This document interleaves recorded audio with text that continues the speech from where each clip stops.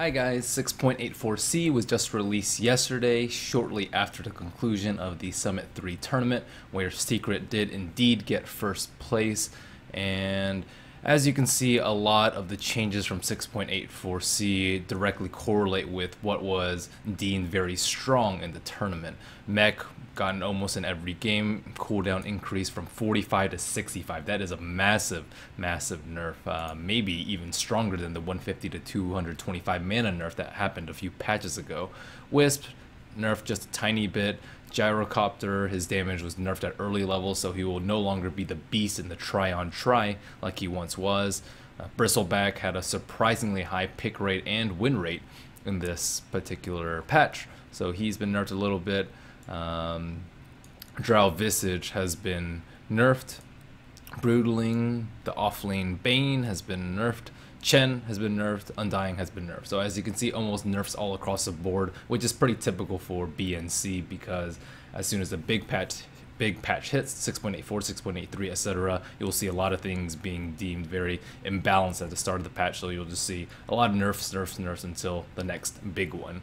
And then a lot of the criticism from the patch was that hero kills were just far too important, especially with the creep goal reduced all across the board from neutrals to lane creeps, and the towers were just so important. Getting that early map control and wiping someone in one team fight was, I don't want to say like close to GG, but that's just maybe two team fights. 5-0 is just like, okay, how do we come back from this? It's very unusual for that to happen in any sort of Dota patch, but in this patch it seemed to happen a lot more than before.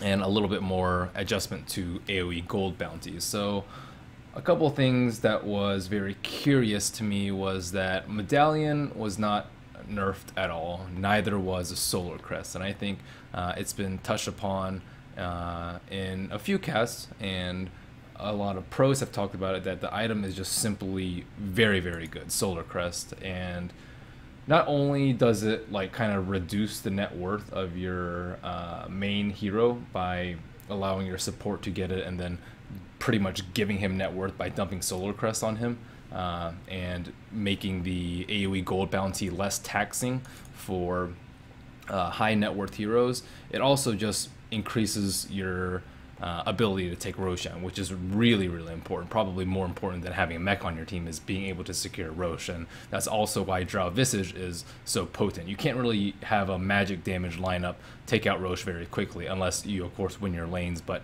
that's always a gamble. If you have a physical damage lineup and you lose your lanes, at least you have the Rosh comeback. You can smoke, you can take it out really quickly with the help of the Medallion, and later on the Solar Crest, especially since Roshan did get buffed a little bit in the prior balance patch with his armor being increased. You need even more physical damage to take it in a timely manner, and that's probably some of the reason why we saw so much Drow Ranger in this particular patch, and why heroes like Shadow Fiend continue to shine as the mid laner, whereas some heroes that you would expect to be really popular like Dragon Knight didn't have as much success as some tried and true ones like 6.83.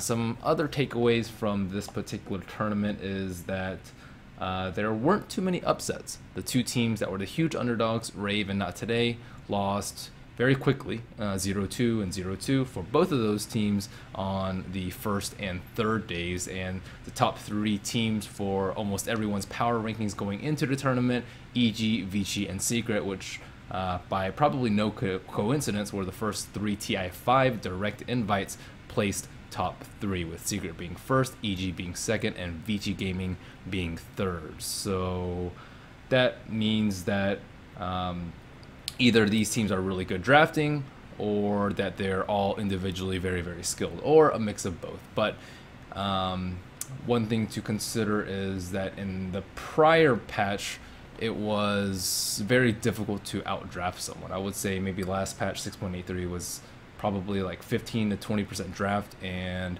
85 to 80% skill. And this patch, it seems a lot more draft as opposed to skill, which is why you saw so many quick games. And the teams are going to have to step it up to draft if they want to win the games in this patch. And it's not a very good sample size, and it's such a big patch that hasn't really had time to develop, so a lot of the information that you can glean from the Summit 3 and the games that came from it have to be taken with a grain of salt. But overall, it seems like IceFrog is keeping a very close eye on the competitive scene and how this patch has affected the competitive games, and you can expect that if the next tournament goes the same way, there will be similar nerfs to what we see now. I don't think there'll be a 6.85 before TI 5, so this is the one that we're going to be stuck with. Hopefully we see more hero variety, maybe, you know, some more Ursa like we saw Red Bull, but things are still going to be crazy for some time to go. So thank you guys. Hope you guys enjoyed the Summit 3. And next week will be TI 5 qualifiers. So we'll have more information about that later. And thank you guys. Please subscribe to my YouTube channel if you haven't already. YouTube.com/MerliniDota. Thank you guys. Have a good one.